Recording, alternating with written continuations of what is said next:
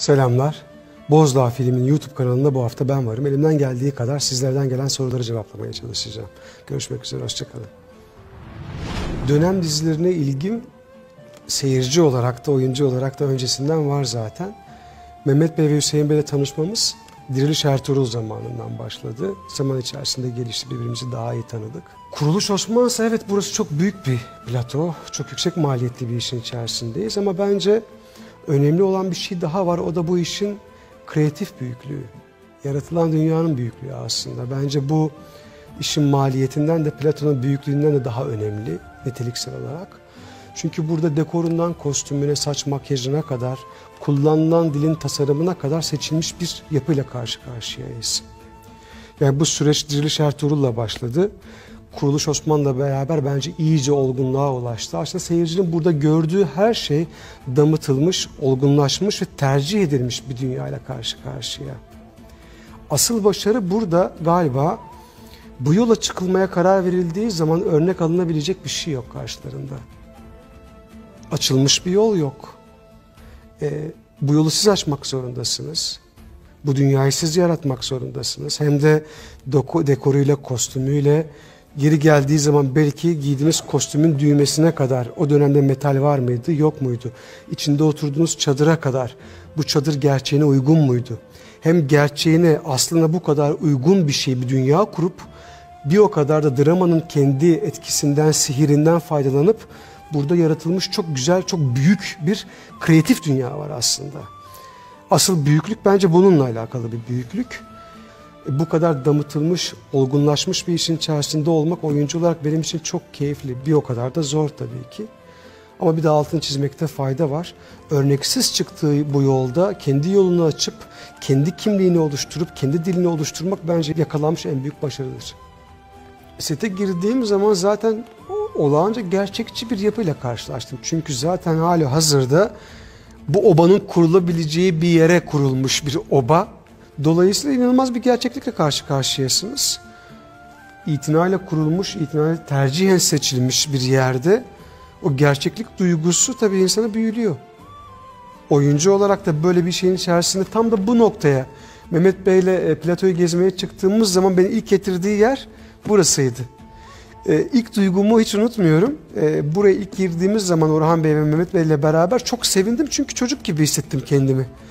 Yani tıpkı bir çocuğun oyun alanına girmiş gibi, böylesine kurulmuş, azametli bir yerde olmak, bu tahtı, kalenin kendisini, ki burası sadece bir kısmı, gerçek bir kale kadar büyük burası, o kadar da ince işlenmiş aynı zamanda.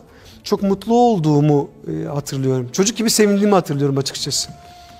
Mehmet Bey ile ilk konuştuğumuz zaman bana çok önemli bir şey söyledi. Kafamda çok da böyle yer eden bir cümle etti. Nikola dedi, Aya Nikola kötü bir adam değil, iyi bir Bizanslı.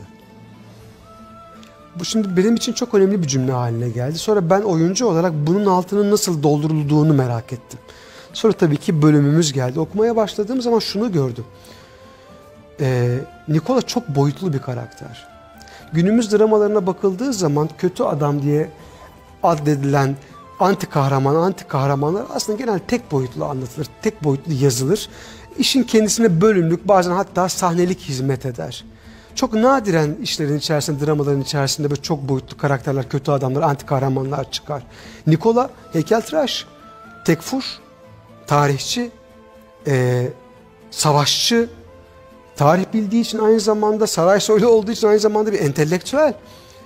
Bir o kadar milliyetçi, kendi gitmek istediği bir yol var ve kendi istediği gibi gitmek istiyor o yolda da. Senaryonun size kurduğu bir dünya oluyor. O dünyayı siz okuyorsunuz. Oyuncu olarak yorumlamaya başlıyorsunuz. O yorumunuzla beraber sete geliyorsunuz.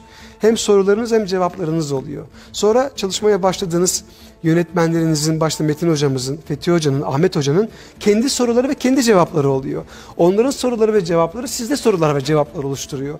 Aslında bir oyuncu sete çıktığı zaman yekpare bir şeyle gelmez. Yazar bir dünya sunar, oyuncu o dünyadan bir şey giyer, sete gelir, yönetmenler beraber oradan o aldığı dünyadan sorular cevaplarla beraber aslında üçlü bir hemhal olma diyebiliriz buna. Yani yazar, yönetmen, oyuncu karşılıklı birbirine sorulan sorular, cevaplar, o şekilde yol ilerlediği zaman o yolda çok daha sağlıklı bir şey çıkıyor ortaya. Nikola da bu anlamda hakikaten Çok değişken, elinde çok topu olan, dediğim gibi heykeltıraş, yazar, savaşçı, tekfur, iyi bir entelektüel. Oyuncu olarak böylesi çok boyutlu bir şey oynamak benim adıma bir kere çok keyifli. Çok da tabii ki oyuncu olarak çok dikkat edilmesi gereken bir nokta. Dönem olması itibariyle de, oturduğu taht itibariyle de. Valla artık 21. yüzyıldayız. Galiba gerçek hayata taşımamayı istediğim tek şey zırhım olur. Hiç fena olmaz. Ayşen Güler dışında herkesle anlaşıyorum. Helen karakterini oynayan Ayşen Güler dışında herkesle inanılmaz derecede uyumlu ve iyi anlaştığımı söyleyebilirim. Çok gönül rahatlığıyla. Ayşen, sana sözüm vardı söyleyeceğim diye. Tabii şöyle bir şey var. Şimdi ben aslında Erkan olarak set devam ederken değil, kiminle gerçek bir bağ kurduğuma set bittikten sonra karar vermenin hem daha doğru hem daha net olduğunu gördüm. Çünkü uzun saatler boyunca yan yanayız, iç içeyiz ve yapmamız gereken bir işimiz var. Dolayısıyla iş bittiği zaman kiminle gerçek bir bağ kurduğuma bakmanın daha doğru olduğunu gördüm. Öyle de olduğunu düşünüyorum. Benim için daha önemli olan bir şey varsa uyumlu çalışmak. Çok gönül rahatlığıyla şunu söyleyebilirim. Bütün birimlerle, bütün arkadaşlarımla çok uyumlu çalışıyoruz. Herkesin de uyumlu çalıştığını görüyorum zaten. İyi oynanmış, iyi çekilmiş, iyi yazılmış bir sahne olduğu zaman muhakkak birbirimize söylüyoruz. Ben övgü cimrisi bir adam değilim. Bunu söylemeyi çok önemli buluyorum. Çünkü iş tabiatı gereği çok yorucu bir iş.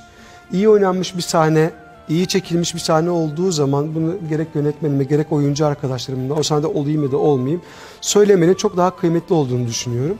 Yani mental olarak birbirimizi desteklemenin çok daha kıymetli olduğunu düşünüyorum. Tabii ki sevmek, saymak çok önemli bir şey. Ama bunun gerçekliğini ben kendi adıma hep iş bittiği zaman gördüm. Burası için de aynı şeyi söyleyebilirim. Kiminle gerçek bir bağ kurduğuma iş bittiği zaman bakmayı düşünüyorum. Sette unutamadığım sahne değil, sahnelerim var. Bir kere bu konuda hakikaten şanslı oyunculardan biriyim. Sezar'la olan sahnelerim, heykel tıraşlık yaptığım sahneler ve tabii ki kille işkence yaptığım sahneler benim için çok kıymetli sahneler. Belalı sahne soruyorsanız eğer, oradan gireyim. İlk günümüz Seçkin'le beraber yaklaşık 40 derece bir sıcaklık vardı. Üzerimde böyle kat kat deri kostümler vardı ve gerçekten surların üzerindeydik. Öğlen 12'de çalışmaya başladık. 6 saat boyunca Seçkin yanla ayaktı. Üstü biraz daha hafifti ama o da yanla ayaktı. Benim ayağımda ayakkabı vardı ama kafamda protez saç. Üzerimde yaklaşık 4 kat kostüm vardı. Bir saatten sonra ve bir saatten sonra inanılmaz bir su kaybı başladı. Bir ara yarım şunu söylediğimi hatırlıyorum. Acaba bayılsam ayıp olur mu?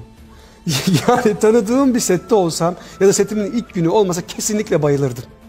Yani paydos oldu, gün biter, iş biter.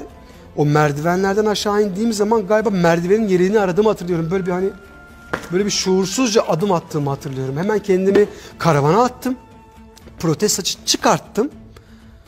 O ana kadar ne kadar yandığımı anlamadım. Aynanın karşısına geçtim. Melez olmuşum. Ama bir farkla protez saç olduğu için kafamın üstü taze peynir gibi. Yaklaşık 15 gün boyunca öyle dolaştım. Kafamın üstü taze peynir, altım melez olarak dolaştım. Gerçekten çok zor bir gündü. Eve gittiğim zaman tansiyonumu ölçtüm. 8'e 6'ydı hala. Çok zor bir gündü. Seçkinin altı, ayaklarının altı hakikaten su topladı. Çok belalı bir gündü yani. O da unutamadığım sahnelerden biri hakikaten. Bir tane daha var. Ben sahnede yokum ama onu eklemeden geçemeyeceğim. Bir meydan muharebesi çekiyorduk. Kar yağmıştı. Biz birinci gün çekerken savaşı yerde kar vardı. İkinci günde çekmeye devam ettik. Kar erimiş. Bastığımız yer tamamen balçık haline gelmişti. Biz geri çekiliyorduk, kaçmıyorduk. Biz geri çekildikten sonra ondan sonra Alpler ve Osman iyice üstünlüğü ele geçiriyor. Bizim askerlerimiz ölüyor. Savaş iyice kızışıyor aslında. Zaman geçtiği için orada basılan çamur hakikaten iyice bataklık oldu. Tam kelimenin tabiriyle bataklık oldu. Öyle ki diz kapaklarına kadar insanlar adım atıyorlar ve fakat ayaklarını çıkartamadıkları için balçıktan hakikaten setten insanlar gelip yardım etmeye başladılar. oyunculara. Öyle ki bir yerden sonra ayakkabılar, çizmeler çıkmak zorunda kaldı. Çünkü çizmeyle yürünemez hale geldi. Ben o sahnede değildim. Geri çekilmiştim, kaçmamıştım. Dışarıdan izlerken hakikaten bu işin ne kadar zor olduğunu bir kez daha şahidi oldum. İnsanın aklına şu soru hakikaten geliyor. Biz bunu çekerken bu kadar zorlandıysak, bu güneşin altında bu kadar piştiysek 3 saatte, 5 saatte ya da Alpler, Osman bu devleti kurarken, bu savaşı verirken biz 5 saatte, 6 saatte bir günde ya da bu kadar zorlandıysak, fiziksel olarak, mental olarak bu kadar zorlandıysak, ecdat ve hakikaten o kahraman ve o kahramanlar bunun savaşını verirken ne kadar zorlanmışlar. Beğenirsiniz, beğenmezsiniz, meşrebinize uyar ya da uymaz onu bilmem. Ama hakikaten böylesine bir emek, böylesine gerçek manada bir savaşı vermek takdir edilesi bir şey. Allah hepsinden razı olsun. Bunu canı gönülden söylüyorum yani. Bütün bir sezon boyunca yanımızda olan, yaptığımız işi destekleyen, gerek sosyal medyadan, gerek izleyerek, gerek konuşarak yanımızda duran tüm seyircilerimize çok sevgi ve selamlarımı iletiyorum. Az kaldı, sezon finaline yaklaşıyoruz. Çok güzel, çok güçlü bir sezon finali sizi bekliyor. Biz burada çalışmaya devam ediyoruz. Siz de bizi izlemeye devam edin.